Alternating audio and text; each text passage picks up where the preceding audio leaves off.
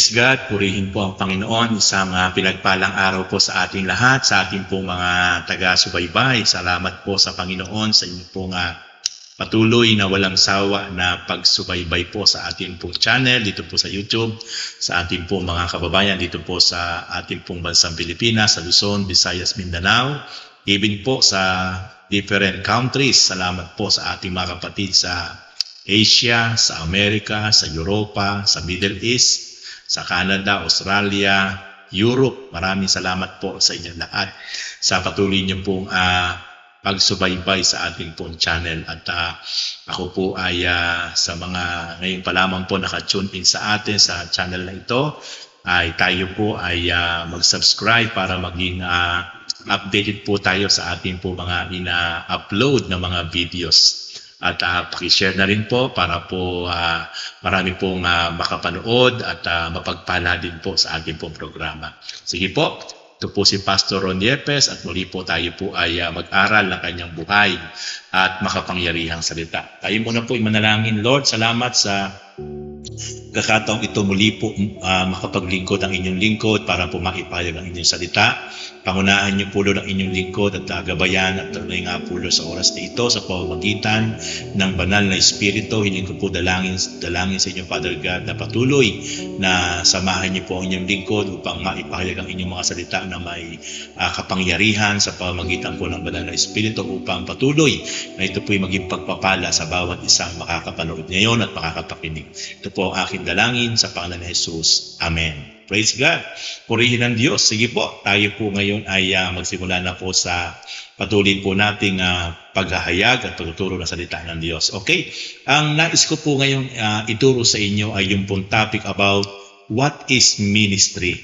Ano nga ba ang ministry? Ano ba ang ibig sabihin ng ministry? Kasi po, yan po yung lagi po nating naririnig na ano ba yung iyong ministry sa church? Ano ba yung iyong ginagawa sa church? Kaya po, alamin po natin yung mas malalim na kahulugan ng salitang ministry. Alam niyo po, ang salita pong ministry ay isa pong paglilingkod sa Panginoon Diyos. Na kung papaano po ang ating Panginoon ay mula sa langit, ay isinugo po ng Diyos Ama dito sa lupa at hindi po para siya ay paglingkuran, kundi siya po mismo ang naglingkod sa ating pong kapanahunan, sa kanyang kapanahunan, nung siya po ay naparito sa lupa at ibinigay po niya yung kanyang buhay para po sa mapakaraming tao during that time. At ito po yung isang halimbawa na talaga po ang ating Panginoon ay naparito hindi para sa paglingkuran, kundi siya po ang nagbigay ng oras, panahon, sacrifices, at even doon po sa pinakapinali ay isinakripisyo po ng ating Panginoong Hesus ang kanyang buhay. Siya po ay namatay sa krus na hindi naman po dapat niya gawin yon, pero yun po isang tunay na kanyang paglilingkod at pagsunod sa kanyang Ama, sapagkat yun po yung kanyang misyon para po sa kanyang kamatayan sa krus ay ang sino man na tatanggap at mananampalataya sa Panginoong Kristo ay magkakaroon ng kaligtasan, buhay na walang hanggan at tunay pong totally nakapatawaran sa lahat ng ating mga kasalanan. Kaya po, muli po, ang pagmiministeryo po ay paglilingkod sa Diyos. Ano po ba yung paglilingkod? Hindi lang po ito yung pangangaral ng salita ng Diyos. Hindi lang po ito yung pagpapastor. Alam niyo po, lahat ng ginagawa natin, anumang bagay na ginagawa natin, sa loob at labas ng church, it is about ministry. Ikaw ay nagsishare ng Word of God, it is about ministry. Ikaw po ay nag-i-invite ng mga kaibigan mo, dinadala mo sa mga Bible study, sa mga cell group, sa mga prayer meeting, even sa pag-Sunday, sa ating pong Sunday worship services, sa mga churches. Yan po ay, it is about ministry. Tayo po ay nagsishare po ng anumang mga bagay, tumutulong po sa pangangailangan po ng gawain ng Panginoon, ng church, sa loob at labas ng church. Tayo po ang ginagamit ng Lord para po tugunan ang mga pangangailangan. It is about ministry. Tayo po'y patuloy na ginagamit para po suportahan ang mga misyonary, ang mga lingkod ng Diyos sa anumang kaparaanan. It is about ministry. Kaya lahat po yan, mga kapatid, ay complement. Lahat po ng ating ginagawa na para sa gawain ng Panginoon. Para po sa ubasan ng Panginoon. Lahat po yan ay patungkol sa ministry, sa ating paglilingkod sa ating Panginoon Diyos. Okay, ngayon, alamin po natin sa mas malalim na kaparaanan, according the Holy Scripture, kung ano po talaga pa ang ibig sabihin ng ministeryo. Number 1, the foundation of ministry is character, not a professional skill. Ang pinakapundasyon po pala ng pagmiministeryo ay yung character, hindi yung ating professional skill. Kaya makikita po natin na ang Diyos po ay nakatuon. Nakatuon po lagi siya sa puso, hindi po sa panlabas na katangian. At yan po ang sinabi ng Diyos doon sa book of 1 Samuel, kay Prophet Samuel, nang si Haring Saul ay papalitan na po ng Diyos. Doon po sa 1 Samuel, na kailangan na po siyang palitan dahil hindi po sumunod sa mandato ng Diyos si Haring Saul ng Israel. Kaya siya po'y papalitan na po ng Diyos. At tinawag po ng Diyos ang kanyang lingkod na si Prophet Samuel upang kanya pong italaga na bagong hari, piliin na bagong hari ng Diyos ng bansang Israel, itong si David. Pero sabi po ng Diyos kay Samuel, kay Prophet Samuel, pupunta ka doon kay Jesse, sapagkat si Jesse ay merong mga anak na lalaki. At isa sa kanyang anak ang iyong pahiran ng langis, italaga bilang aking bagong hihirangin na hari ng Israel.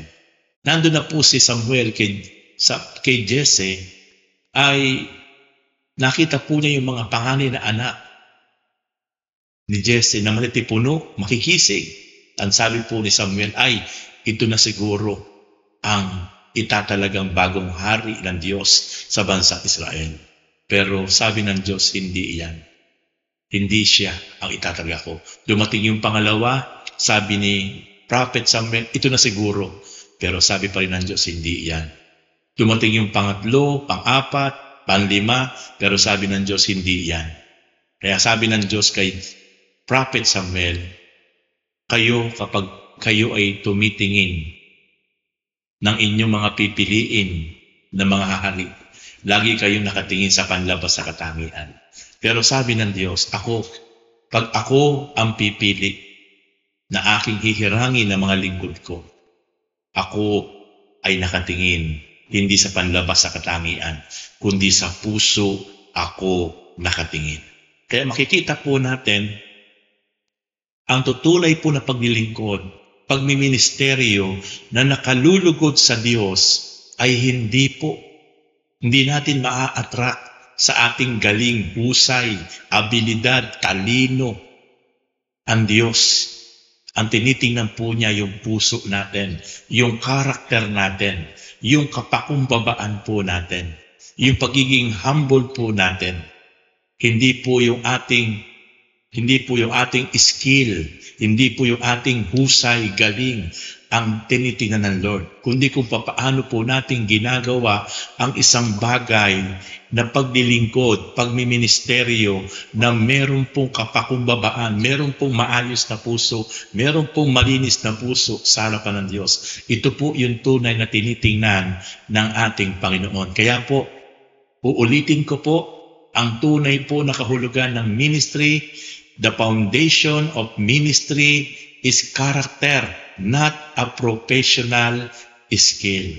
Kaya nga sabi ng Panginoon, naalala ko po yung sinabi ng Lord, pinili ko ang mga mangmang para hiyain ang mga matalino. Kaya makikita po natin na ang tinawag ng ating Panginoong Jesus, karamihan ay mga ordinaryong mga kalalakihan lamang, mga mangingisda, mga walang naabot na mataas na antas na pinag-aralan or sekular, hindi mga talino. Pero sabi ng Lord, kasi para hiyain ko yung mga matalino. Sapagkat marami po kasing matalino, hindi naman po lahat ipinagmamalaki, ipinagyayabang yung kanilang talino at kakayahan at husay at galing. Pero hindi po doon naa-attract ang Diyos.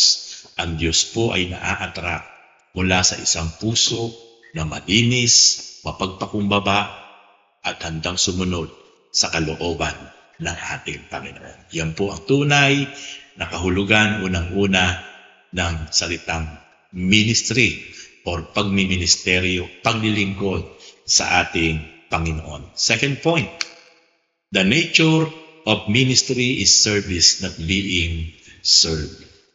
Ang tunay po na nature ng pagmiministry ay paglilingkod, hindi po para paglingkuran tayo.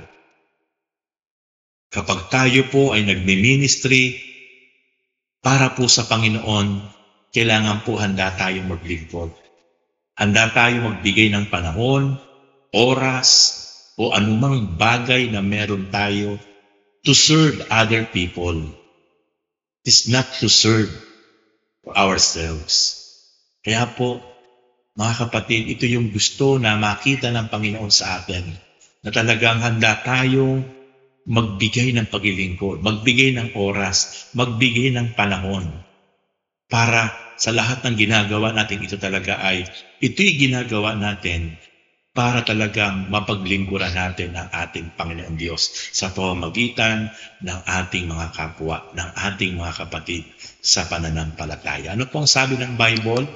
In the book of Ephesians chapter 6 verse 7, serve wholeheartedly as if you were serving the Lord, not man. Ito po ang nais ng Panginoon, na maglingkod tayo ng buong puso. Na kaya natin ito ginagawa ng paglilingkod ng buong puso, dahil ginagawa din ito paglilingkod ng buong puso para sa Panginoon, hindi para sa tao. At kung ano man yung ginagawa natin na paglilingkod ng buong puso, with compassion and passionate sa ibang tao, kaya natin ito ginagawa, ito'y ginagawa natin para sa Panginoon.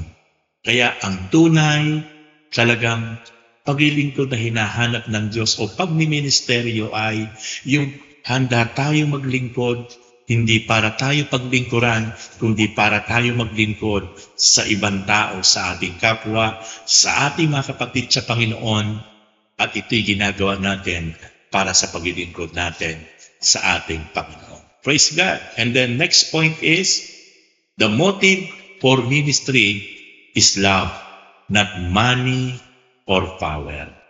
Dapat po, kapag tayo nagmi-ministry, dapat po kapag tayo po'y naglilingkod, anuman ang ating ginagawa, hindi ka man pastor, pangkaraniwan ka lang mananampalataya sa church, pangkaraniwan ka lang dumadalo sa church, pero pwede tayo makapagministeryo, pwede tayo maglingkod. Sabi ko nga po sa inyo mga kapatid, ano man ang ating ginagawa, na ito'y ginagawa natin para sa Panginoon, it is about ministry.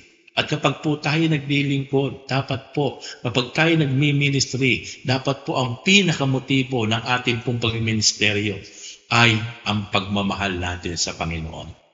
Kaya tayo nagmi-ministry dahil mahal natin ang Panginoon. It's not about money or power. Dapat we are ministering because it is about love, patungkol sa pag-ibig natin sa Panginoon. At kaya natin nagagawa na mahalin yung ginagawa natin paglilingkod, pagmiministeryo sa loob at labas ng church, dahil mahal natin ang ating Panginoon. Yan ang tunay na dapat maging motibo, dapat maging batayan ng ating pagmiministry, anuman ang ating ginagawa. Supporters ka man, ikaw man ay humahayo, ikaw man ay nagtuturo, ikaw man ay prayer warriors, anuman ang ginagawa mo kapatid, dapat ang motibo ay pag-ibig. Ito ang nag-uudyok sa atin na gawin natin yung ministeryo ito sapagkat mahal natin yung mga bagay na ginagawa natin. Mahal natin yung ating pinagmiministeryohan. At kaya natin ito namamahal dahil higit sa lahat, mahal natin ang ating Panginoon. Praise God. Purihin ng Panginoon. Mga kapatid, yan po yung first part ng ating pong topic about what is ministry, na para po patuloy nating maunawaan at maintindihan kung ano po ang kahulugan na mas malalim na kahulugan ng salitang ministry or pagmiministeryo. At patuloy po kayong sumubaybay sapagkat meron pa po yan mga second part and third part para patuloy po nating maunawaan ang topic about what is ministry. At sa oras pong ito, ako po ay tayo po manalangin at nais ko rin po kayong ipag-pray, mga akin po mga giliw ko po mga taga-subaybay sa atin pong YouTube channel. Sige po, let us pray. Tayo po ipumikit at yubo at tayo po manalangin. Lord, maraming salamat sa oras pong ito, Father God, sa pagkakataon, Lord, na kami po ay makapag-aral at patuloy po namin, Lord, Panginoon, maunawaan, O God, Lord, ang topic about what is ministry. Kung ano ba talaga ang kahulugan ng pagmiministeryo sa inyong pong harapan ayon sa inyong kalooban. Dalayan ko po, Lord, ang bawat isang sumubaybay po ngayon, Lord, sa programang ito. Kayo po ang patuloy po, Lord, na gumalaw at kumilos at magpala sa bawat isa, Panginoon. Hiling ko po't dalangin, Lord, na anumang po, Lord, yung kanilang mga prayer request, O God, i-grant niyo po ito, Father God. At anumang po panahon na kanilang mga pagdadaanan sa buhay, problema, pagsubok, sakit, karamdaman, Panginoon, dalangin ko po, Father God, na patuloy, Lord, na gumalaw kayo at kumilos sa buhay nila, Father God. Hiling ko po't dalangin, Lord God, yung mga may sakit, karamdaman, physical, spiritual, Lord, totally healing and miracles, O God, ang patuloy pong maranasan po nila dakilang Diyos sa mambanal. Lord, hiling ko po't dalangin na patuloy, Lord, ito po mga naka-tune in ngayon sa aking sa aking pong YouTube channel, Lord, ay dalangin ko po, Father God, na patuloy po idaloy niyo po, Panginoon, ang favors and provision, blessing sa buhay nila, Panginoon. Higit sa lahat, patuloy po, Lord, sila ay patuloy po, Lord, na mapalapit sa inyo, lumalim ako ng relasyon sa inyo, O God, sa pamamagitan po, Lord, ng programang ito, Panginoon. Maraming salamat po, Lord. I speak blessing upon blessing. I speak favor upon favor, O God, Panginoon, sa buhay ng bawat isang kapatid sa oras nito, Lord God. Ito po ang aking panalangin, Panginoon, sa buhay ng bawat isa. In Jesus' name I pray. Amen and amen. Praise God. God bless you, mga kapatid. At muli, ako po'y naglalambing sa inyo na ito po si Pastor Ron Yepes. Kung hindi pa po kayo nakasubscribe sa ating pong YouTube channel at ngayon lang po kayo nakapanood, tayo po ay pakipindot nyo po yung subscribe. Subscribe na po kayo para updated po kayo sa ating po mga i-upload na mga message para po patuloy na makatulong po ito sa inyo at paki-like na rin po at paki-share na rin po yung ating po mga videos para po paano po kayo napagpala ay mas marami pa po mapagpala. Maraming salamat po sa inyong lahat. Muli po, ito po si Pastor Ron Yepes at nagsasabing pagpalain kayong lahat ng Diyos. God richly bless you. Praise God. Hallelujah.